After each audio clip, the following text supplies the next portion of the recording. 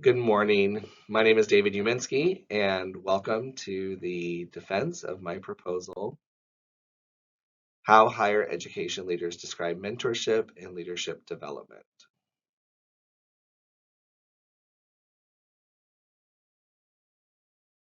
Throughout the presentation today, we are going to go through various aspects of my proposal.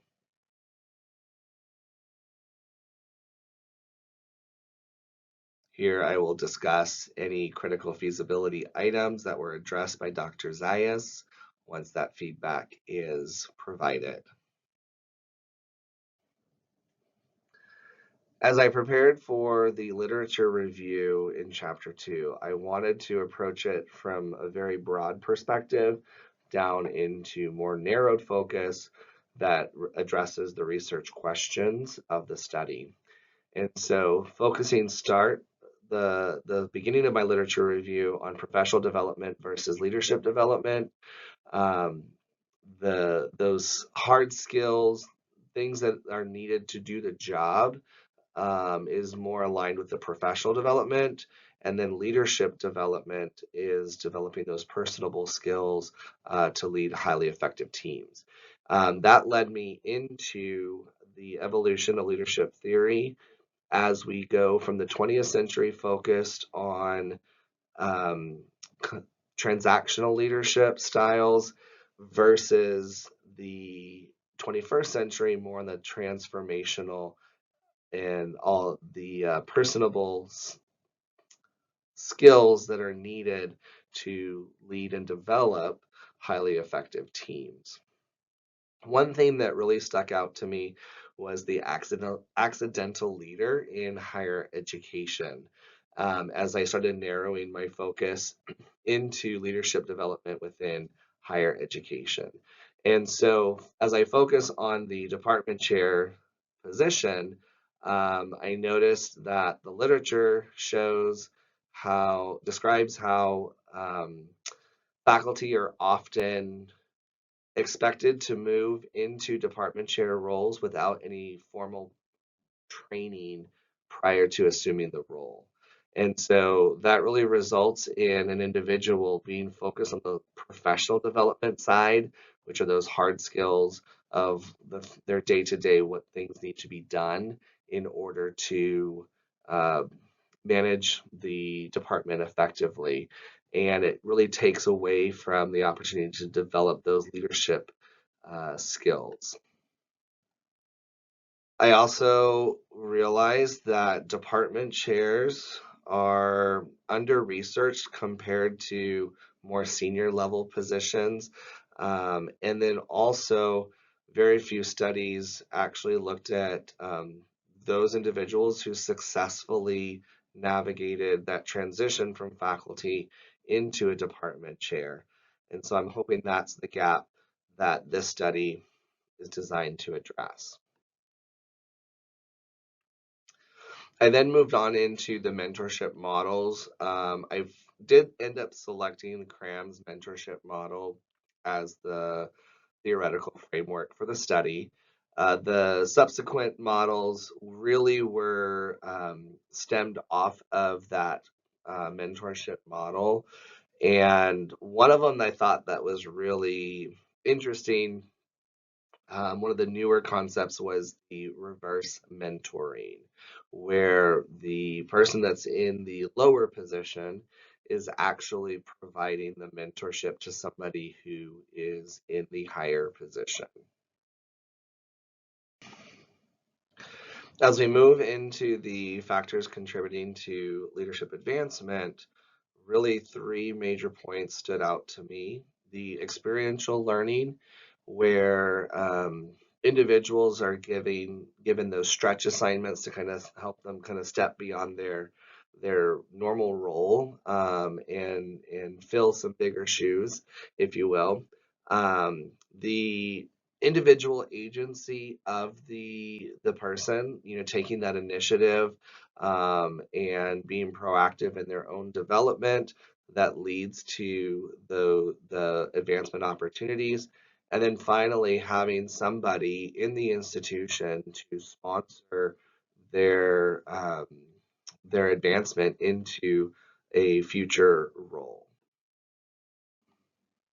Finally, with the mentorship and career advancement, um, three things that stood out to me was the distinction between formal versus informal mentorships, and how with the formal pairing through the institution, sometimes there's a mismatch, and those mentorships are not as effective, whereas those informal mentorship opportunities sometimes make a better fit. And versus like for the personalities, the maybe the subject matter, um, and that allows those mentorship opportunities to maybe be a little bit stronger. Also, mitigating the imposter syndrome, having that mentorship, that mentor available there to really help shape the identity of the mentee and help them see that they can become the leader or can fill that leadership role. And then also timing as an important variable in the process. And so pre-promotion mentorship is more effective than mentorship that's introduced after the role has already been after the role already begins.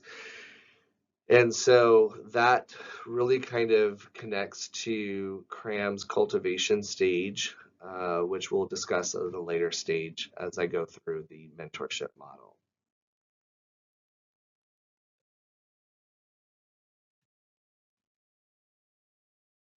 Cram's four stages of mentorship is the theoretical foundation that I ultimately landed on, because it shows the progression from that initiation phase where the mentor and mentee meet or determine whether or not they are a good fit for each other, um, and then moves all the way through the redefinition phase. So after the individuals meet and determine that their values align, that their career goals also align, maybe even personality traits are similar. Then that moves into that cultivation phase, which is the longest of the four stages. And that's really where a lot of the mentorship really happens, and where that the mentee really relies on the mentor to, um, demonstrate and teach them the different ways to effectively fill the position that either they're currently in or maybe going to achieve in the future. And then as the mentees' abilities get closer to the mentor's abilities, as they kind of really start aligning, then there's really that separation stage. And so that mentee no longer relies on the mentor to give them feedback. Um, they may potentially keep in touch with them for, as a relationship that has been built, to follow up and ask questions if they experience a new situation. But ultimately, in that separation stage, the mentor and mentee start going in different directions. Sometimes that is because the mentor is promoted, or the mentee is promoted. They physically move apart, maybe move to different institutions. There's a variety of reasons why that separation phase will be initiated. And then really as they move into that redefinition phase, that's where that mentee and mentor maybe are more on like the colleague level.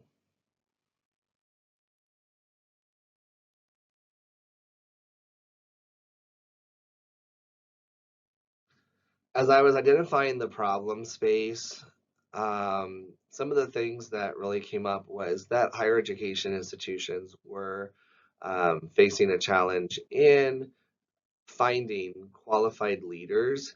Um, a lot of higher education institutions tend to focus more on the external searches rather than looking internally for that leadership development of the talent that they have already within their institution. Um, and then also department chairs really as that first level of administration really do experience a higher turnover rate because of burnout as they move into a new position without any prior training and then have to learn on the job. Um, they tend to experience burnout as they're trying to manage both leading a team as well as um, learning the how to do things in their position. And so what I'm hoping to achieve with this study is to identify how higher education institutions can look to mentoring um, prior to develop an individual's faculty's leadership development so that when they do move into a higher position that they're more ready on day one to lessen that learning curve and help them be more successful and lessen that turnover rate of higher education department chairs. With that being the first level of administration, if someone doesn't have a positive experience, then they're less likely to then go on to be a dean and move into higher administration, where there is a lot of lack of qualified leaders at the administrative executive positions. So the problem statement for this study is it is not known how leaders in higher education institutions describe contributing factors and the role mentorship played in their advancement to higher leadership positions. The purpose for this study is the purpose of this qualitative descriptive study is to explore how leaders in higher education institutions describe contributing factors and the role mentorship played in their advancement to higher leadership positions in United States colleges.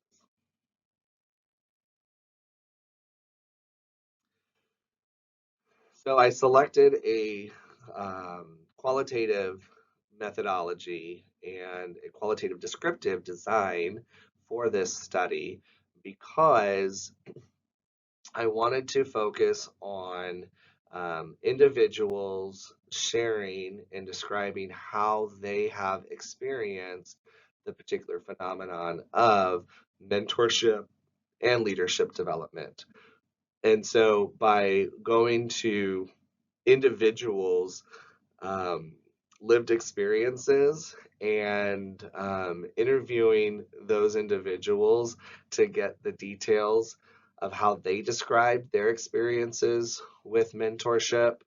I really felt that qualitative methodology and specifically qualitative descriptive design was most appropriate for this study. My primary data source for this study is going to be semi-structured interviews that will be conducted via Zoom and will last approximately 60 minutes. The interview protocol was developed and divided into 4 topics to ensure that each topic addressed either research question 1 or research question 2. I did also address the credibility, transferability, dependability, and confirmability to ensure trustworthiness within the study. As far as credibility, with that field test being conducted and testing the interview protocol, I learned that the initial protocol did not meet the threshold of 60 minutes and also acknowledged my inexperience in conducting an interview. And I learned that the semi-structured interview allows me to veer slightly off the protocol if the individual is giving really good descriptions about a topic that's not on the protocol. After the interview is conducted, the individual will have an opportunity to review the transcript and provide any feedback on the at the level of which they agree that the transcript um, matches the tone and the information of the interview. As far as transferability, the interview questions in the protocol were developed using CRAM's mentorship model, um, which then allows the individual to really provide thick descriptions specifically related to how they experience the phenomenon and how it connects directly back to the mentorship theory model. And then that allows the reader to determine whether or not that information is transferable into their own context.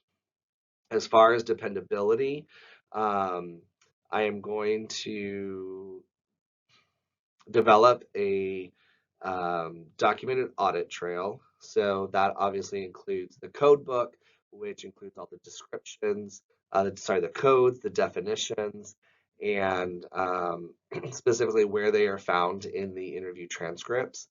Also, then document my thought process of how I went from the codes into all the way down into the themes.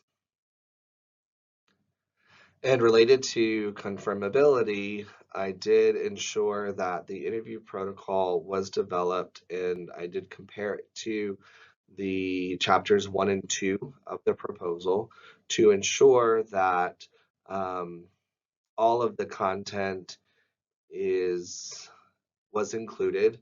I did notice that the original interview protocol was lacking the later stages of the model, which then allowed me to go back and add that fourth topic about how the relationship between the mentee and the mentor progressed through the later stages of the mentorship model. An additional data source that I will be using is a questionnaire, really used primarily to collect some demographic data. Um, so that's things like gender, the type of institution that the individual comes from, the different leadership positions that they held, how long they've been in that position, as well as where within the United States that institution um, is, and also some open-ended questions, 3 open-ended questions that provide insight to that person's ability to give thick descriptions and whatnot. And so then I can take that data for purposes of sampling and select the individuals that are interested in participating in the 60-minute semi-structured interview and ensure that I have a good, well-rounded, um, diverse group of individuals participating in the interview process. So the study has 2 research questions. First, how do higher education leaders describe contributing factors to their leadership, to their development from within the higher education institution? And then 2, how do higher education leaders describe the role mentorship played in their advancement to a higher leadership position? The population that I will be looking at are those individuals who are serving in leadership positions within higher education institutions throughout the United States. I do want to target specifically the department chair and the dean positions because those are the department chairs that introductory to administration, and then also that dean level is that next progression step. So those 2 lower levels of the administration within a higher education institution is why I wanted to target those specific positions. And then my sample, I'm going to have 40 or more people complete the questionnaire, and then as part of the questionnaire, they'll have an opportunity to express interest in participating in the interview process. And from those questionnaire responses, I will purposefully sample individuals that can provide thick descriptions or more details about how they experience the phenomenon. And I'll have 20 or more semi-structured interview participants as my sample.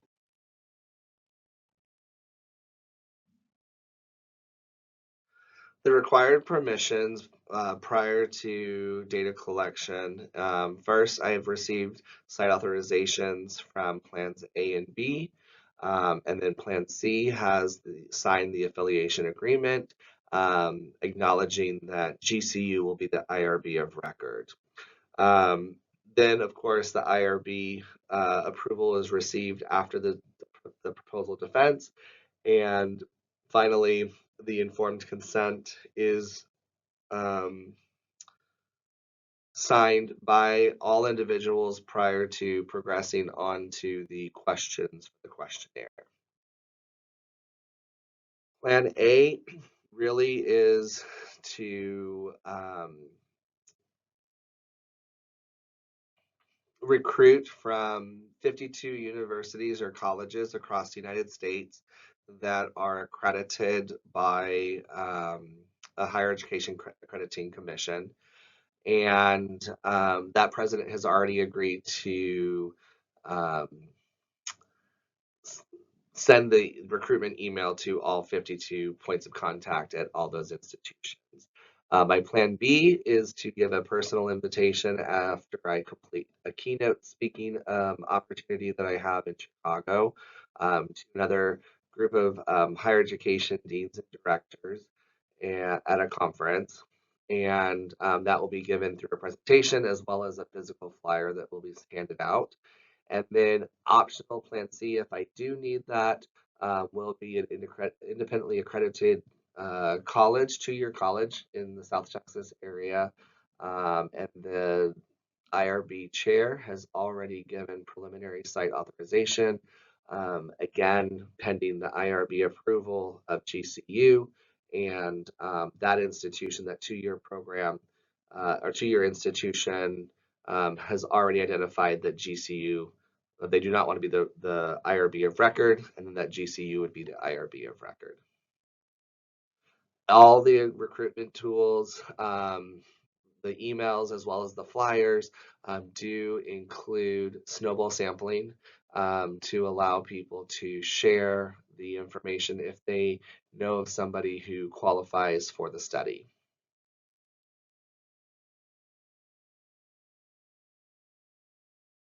As far as the data collection, of course, first, all the data is going to be collected from the questionnaire, that additional data source. As they complete the questionnaire, those 3 open-ended questions, I will review all of those, again, for purposes sampling to ensure that I have a variety, a diverse group of people that are willing to participate in the hour-long interview, and that they have demonstrated through the length of their responses, the description in their open-ended question responses, that they have that ability to expand and provide some rich data. In my reflexive journal, at the very start, I'll start with that positionality statement, acknowledging the fact that, I personally came from an informal mentorship experience, and identifying that how my own experience could potentially lead to assumptions as I conduct the interviews. And so I'll write that positionality statement. And then as I conduct those 60-minute semi-structured interviews, then I will make sure that I notate any assumptions that I have going into it so I can acknowledge and try to avoid leading the interview in one particular direction. And then post um, interview, I will also then follow up with um, a reflection on how the interview went.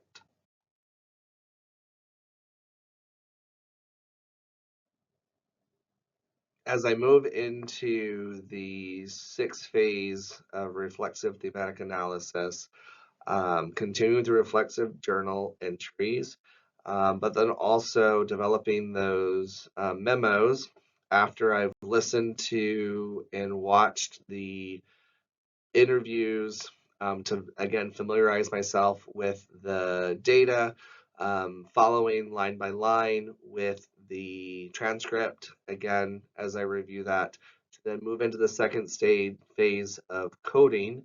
I'll hand code all interviews, all transcripts, notating in a memo of which codes were developed, the definition of those codes, and where they can be found in the interview.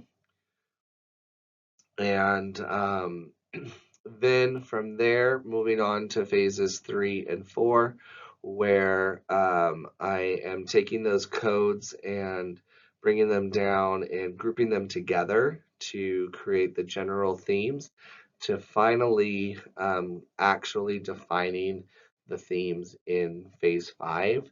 Um, and then ultimately writing the report, which is my chapter 5 um, of my data analysis.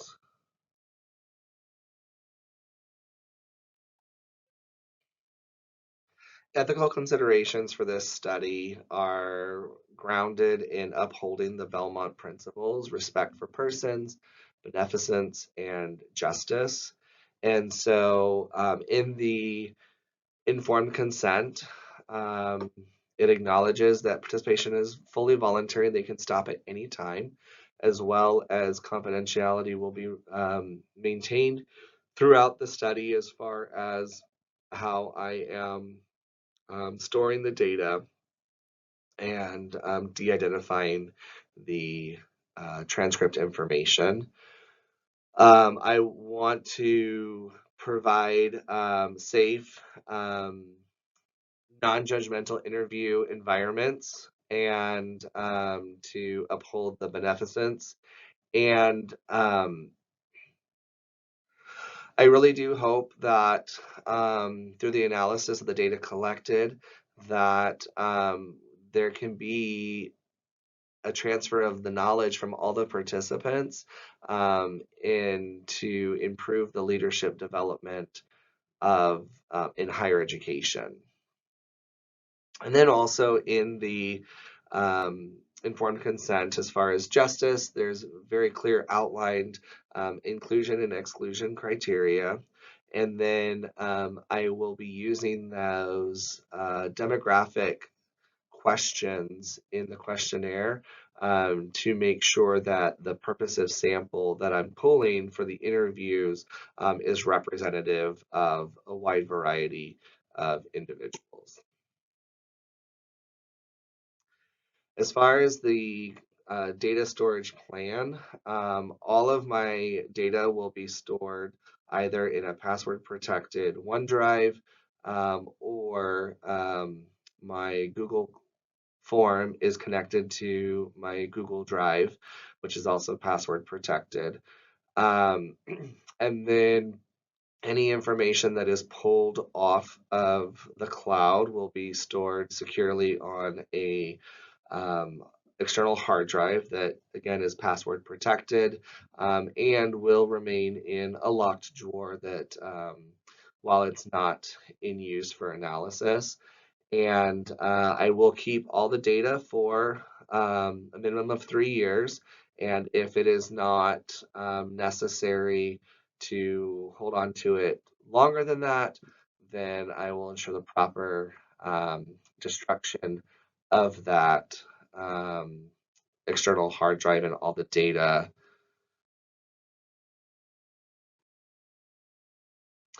on those on that hard drive. Thank you so much, and I look forward to any questions that you have for me at this time.